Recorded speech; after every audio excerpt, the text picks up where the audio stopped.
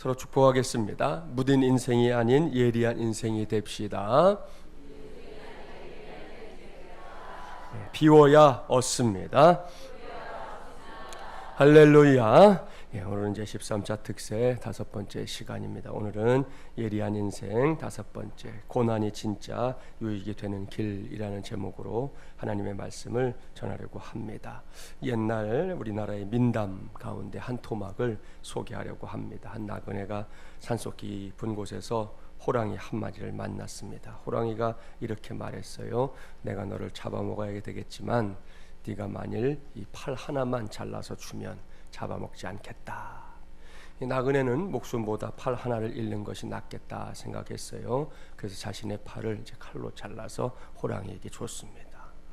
무시무시한 얘기죠. 아무튼 다음 곡에 이르렀는데 호랑이가 또다시 그에게 나타났어요. 아무래도 배가 고파서 안 되겠다. 네 다리를 하나 더 주든지 그렇지 않으면 내 몸 전체를 내게 주든지 해라. 나그네는 이번에도 다리 하나를 호랑이에게 던져줬습니다. 드디어 마지막 곡에 이르렀을 때였어요. 그 호랑이가 다시 나타나서 이렇게 말했답니다. 나는 늙어서 이빨과 발톱이 없어진 호랑이였어. 자네가 만약 맞서 싸웠더라면 나는 힘도 못 쓰고 도망갔을 텐데. 이렇게 말하면서 그 호랑이는 이미 팔과 다리가 없어 아무런 힘도 쓸 수 없는 나그네를 한 입에 잡아먹고 말았다고 합니다. 자, 이런 민담의 이야기, 어떤 교훈을 주려고 만들어진 이야기일까요? 여러 가지로 비유할 수 있겠지만 오늘은 이 시간에 전하는 오늘 말씀의 주제에 연결시켜 보려고 합니다.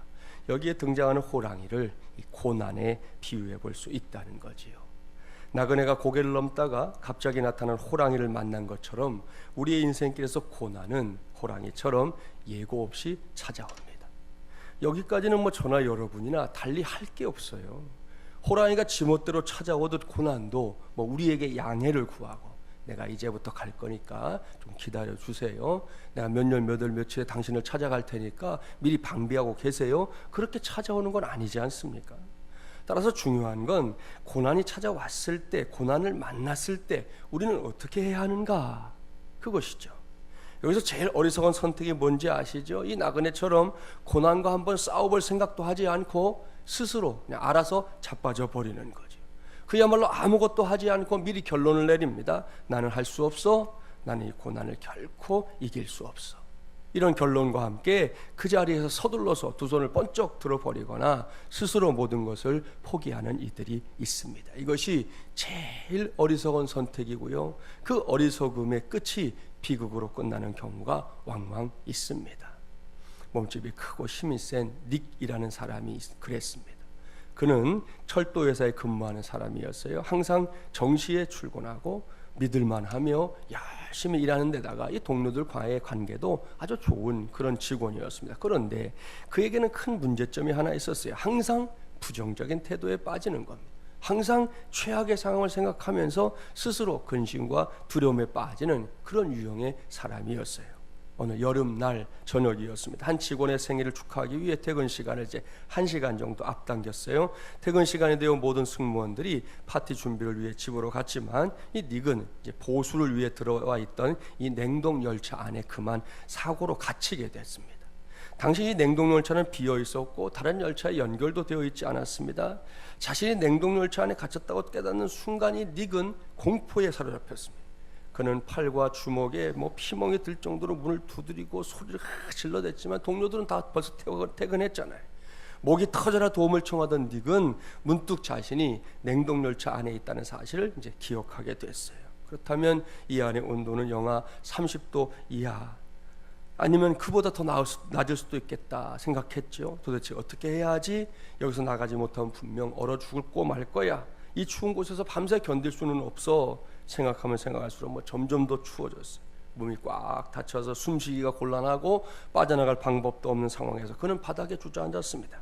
그리고 추위가 아니면 질식으로 죽음이 찾아오기만 이렇게 넋을 놓고 기다렸어요. 그러다가 이 자신의 상황을 그래도 기록해야겠다는 생각이 들었어요. 그래서 셔츠 주머니를 뒤졌더니 펜이 한 자루 나왔어요. 그 구석에 낡은 마분지 한 장이 보였어요. 닉은 거의 주체할 수 없을 정도로 몸을 확 떠는 와중에도 긴박한 상황을 적어 내려갔습니다. 너무 춥다. 몸이 마비된다. 빨리 나가지 않으면 아마도 이것이 내 마지막 글이 될 것이다. 결국 그의 말처럼 이 글은 네게 마지막 흔적이 되고 말았습니다. 다음날 아침에 출국을 한 승무원들이 냉동열차를 열었을 때 닉은 구석에 쪼그린 채 죽어 있었습니다. 부검을 했더니 사인은 동사였습니다.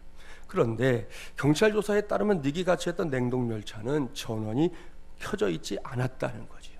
사실 그 냉동열차는 꽤 오랫동안 고장이 나 있었고 닉이 죽을 때 역시 기능이 정지된 상태였던 겁니다. 따라서 닉이 얼어 죽던 날 밤에 냉동열차 안의 온도는 보통 실내 온도보다 약간 낮을 뿐이었어요. 그런데 닉은 냉동열차가 지금 가동되고 있다고 너무나 믿은 나머지, 아니 믿을 게 없어서 그런 걸 믿어요. 예? 믿어도 이걸 너무 믿어가지고, 아니 설사 그렇다 해도 끝이 아니라고 생각해야 되는데 너무 믿어가지고 아무튼 그 근심 덩어리로 인해 더 추위를 느꼈고 마침내는 겨울도 아니고 여름 어느 날에 그만 몸이 얼어서 죽었다는 거지요. 이게 실화인데요, 얼마나 안타까운 일입니까? 오늘 우리가 들어야 할 하나님의 말씀이 고난에 대한 건데요, 먼저 하나의 결론을 말씀드리면 고난 앞에서 지레 겁먹고 뒤로 넘어가는 건 그야말로 무딘 인생의 절정을 보여주는 겁니다. 그래서야 되겠느냐는 거예요. 이렇게 오늘도 새벽을 깨운 새벽 용사들 중에는 결코 이처럼 어리석은 결정을 내리거나 그런 생각에 이렇게 빠져드는 성도 단 한 사람도 없기를 간절히 바랍니다. 저와 여러분 모두가 이 점에 있어서도 예리한 인생으로 믿음 안에 우뚝 서게 되기를 주님의 이름으로 축복합니다. 그렇습니다. 문제는 우리가 고난을 어떻게 대할 것인가에 달려 있습니다. 종종 강단의 메시지 가운데 고난의 유익을 말하는 메시지가 있잖아요. 사실 이것은 성경의 선언입니다. 구약성경 시편 119편 71절은 이렇게 말씀하고 있어요. 고난당한 것이 내게 유익이라 이로 말미암아 내가 주의 율례들을 배우게 되었나이다. 아멘.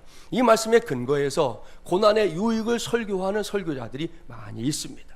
그렇게 말할 수 있는 대표적인 이유도 있어요. 그것은 고난이 이게 진짜와 가짜를 구분해내는 시금석이 된다 생각하기 때문입니다. 수긍이 갑니다. 옳습니다. 고난은 이 나라는 존재를 연단을 통해서 더 강한 존재로 만들어줍니다. 유약했던 것들을 강하게 만들어주는 유익이 있단 말입니다. 그러나 고난은 결코 유익하기만 한 건 아니지요. 고난은 위험한 것이기도 합니다. 왜냐? 고난이 메마름을 안겨주기 때문이에요. 그렇습니다. 고난은 나를 메마르게 만들고요, 고난은 하나님을 메마른 존재로 만듭니다. 제가 생각할 때 이것이 고난을 만났을 때 저와 여러분이 가장 조심해야 할 일입니다. 그냥 힘들다 어렵다 이거보다 더 큰 문제는 내가 메말라 간다는 거예요. 하나님이 메마른 존재가 된다는 거예요. 생각해 봅시다. 고난은 나를 메마르게 한다는 게 무슨 의미겠어요?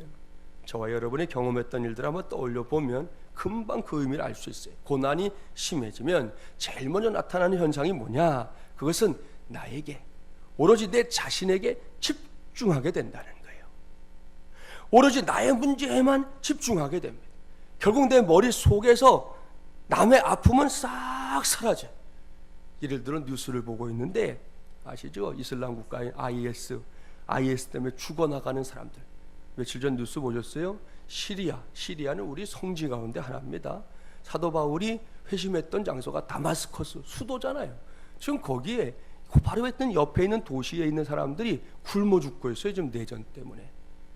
거기에 반군들이 있으니까 정부군들이 딱 가로막고 아예 이 식료품 자체를 들어가지 못하게 하니까 어떤 아이가 나왔는데 다 말라갖고 2kg밖에 안 돼가지고 허덕허덕 하다가 결국은 그 아이가 죽었어요.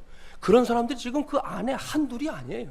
그런 뉴스를 이렇게 보면서도 아무 생각이 없어요.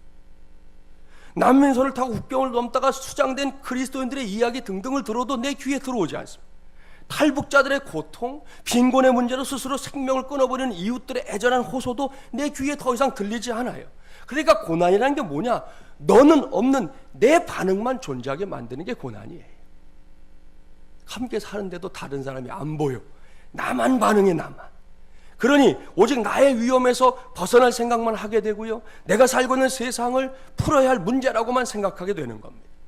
어떤 냉정한 엄마의 이야기를 들은 적이 있어요. 고등학생 딸에게 오직 대학이라는 목표에만 매달리게 만들었습니다. 입학 후에는 뭐겠어요? 취업이 목표죠. 취업 후에는요, 결혼이 목표죠. 결혼 후에는요, 사위의 승진이 목표죠. 이렇게 목표만을 이루기 위해 딸은 기계같이 살았습니다. 그러다 보니 겨우 30대 초반인 이 딸은 삶이 완전히 메말라지고 그 후에는 거의 아무 생각 없는 흔히 말하는 깡통 같은 인생을 살게 되었습니다.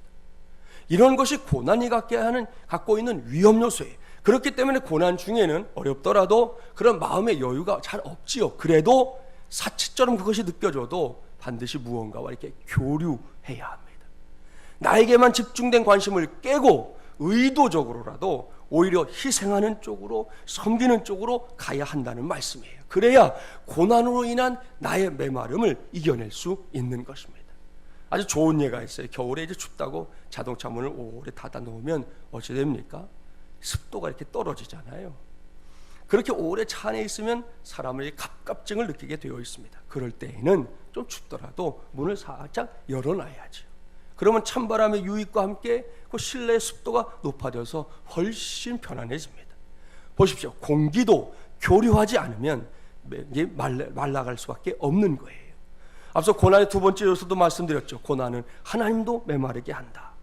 이건 하나님이 메마른 분이라는 의미가 아니에요. 고난당한 내가 하나님을 그렇게 생각한다는 거예요.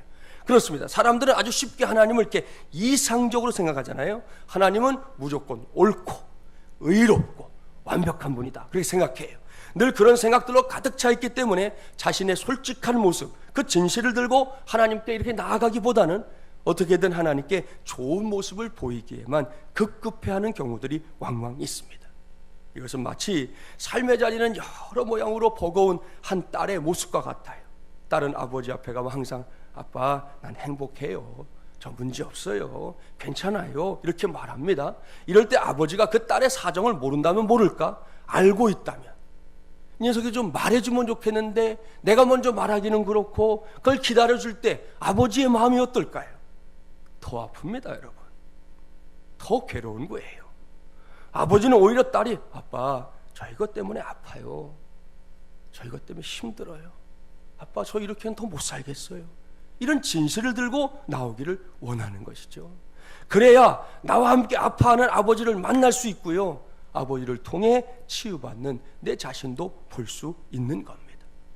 우리가 잘 아는 누가복음 15장에 이르된 탕자 보세요. 탕자가 아버지께 돌아올 때 의를 들고 돌아왔습니까?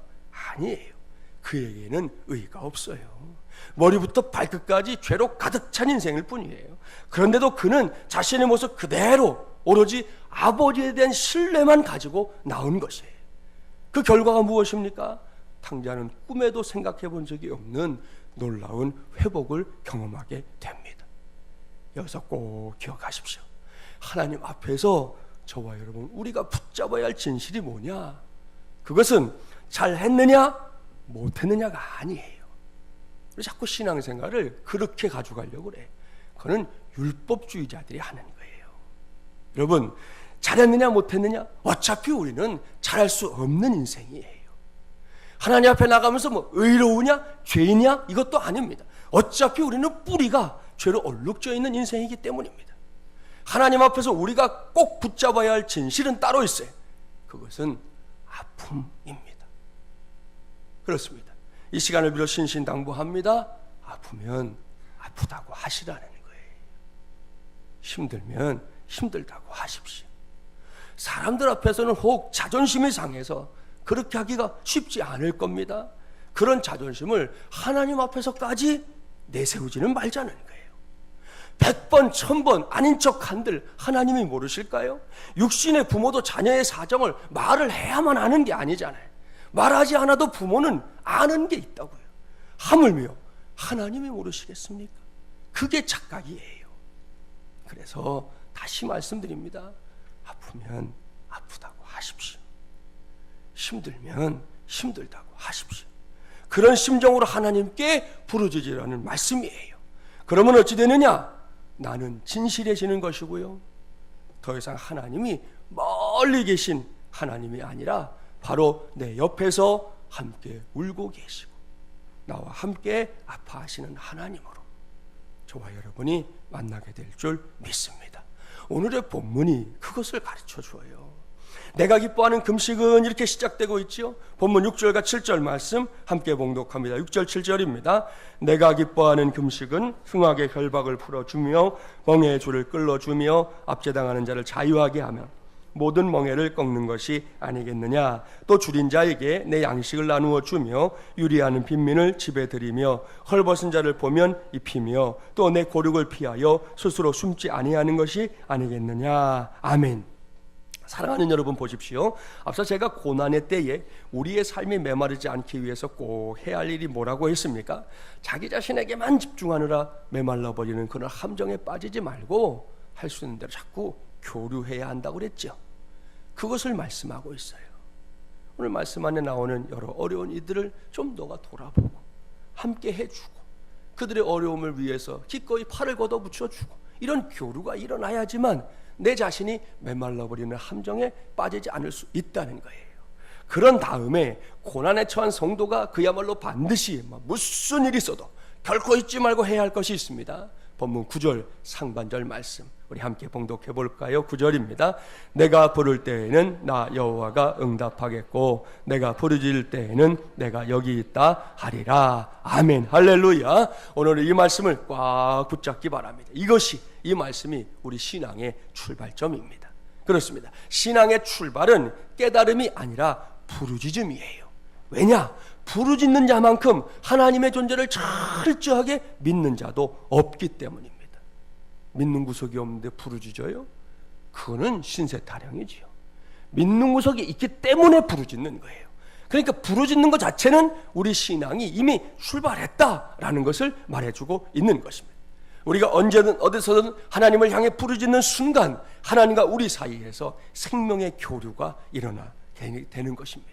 늘 경험하는 것이지만 여기에는 나라는 존재는 결코 문제없는 내가 아니에요. 나는 문제투성입니다. 혹 나는 아닌데 라고 생각하는 성도들이 있을지 모르지만 그거야말로 아닙니다. 조금만 냉정하게 내 자신을 살펴보십시오. 곳곳에 있는 문제들, 옐로우 카드 정도가 아니라 레드 카드를 받아야 할 모습들이 우리 안에 얼마나 많은지 알게 될 겁니다. 동시에 하나님은 저 멀리 어딘가에 계신 하나님이 아니에요. 이 신론자들이 말하는 것처럼 하나님은 지구를 비롯한 우주를 창조하신 다음에 자연 법칙에 의해 돌아가게 놔두고 어딘가 멀리 가서 쉬고 있는 그런 존재가 아니라는 것입니다. 내 곁에 있습니다. 바로 내 곁에, 아니 내 안에 거하십니다. 임마누엘, 하나님이 우리와 함께 계시다. 이것이 하나님의 이름인 거 다 아시죠? 이렇게 보면 답이 다 나옵니다. 나는 문제가 많은 존재이고 그래서 나는 아픕니다. 문제가 없으면 안 아플 터인데 문제가 많다니까요. 때로는 만신창이가 될 때가 있다니까요. 그래서 나는 아픈 거예요. 내가 그 아픔을 갖고 내 안에 있는 하나님을 찾으면 하나님은 팔을 걷어붙이고 아픈 나를 도와주십니다. 나를 만져주십니다. 나를 회복시켜 주십니다. 이것이야말로 고난이 하는 최고의 일. 이것이야말로 고난이 진짜 유익이 되는 길입니다. 오늘 이 새벽에 저와 여러분 모두가 그 유익한 길에 담대하게 서게 되기를 바랍니다. 그래서 혹 지금 겪고 있는 어떤 고난이 있다면 그것을 고난 자체로 여겨서 그 앞에서 미리 넘어져 버리지 말고 그것을 인생 최고의 유익으로 삼게 되기를 주님의 이름으로 간절히 축원합니다. 아울러 지금은 당장 그렇지 않지만 혹 언젠가 이 고난이라는 불청객 찾아올 수 있다고 그랬잖아요. 호랑이처럼 난데없이 나타난다니까요. 절대로 양해한 거예요. 미리 편지 보내서 우리한테 예고하지 않아요. 갑자기 온다고요. 그렇게 왔을 때에도 이 말씀 기억해내서 호랑이 앞에서 기가 주고 팔과 다리 알아서 떼어주는 그런 어리석은 인생, 무딘 인생 되지 말고 그 고난마저도 인생 최고의 유익으로 바꾸는 예리한 인생, 그야말로 진짜 멋진 마중물예람의 가족들이 되기를 주님의 이름으로 간절히 축원합니다.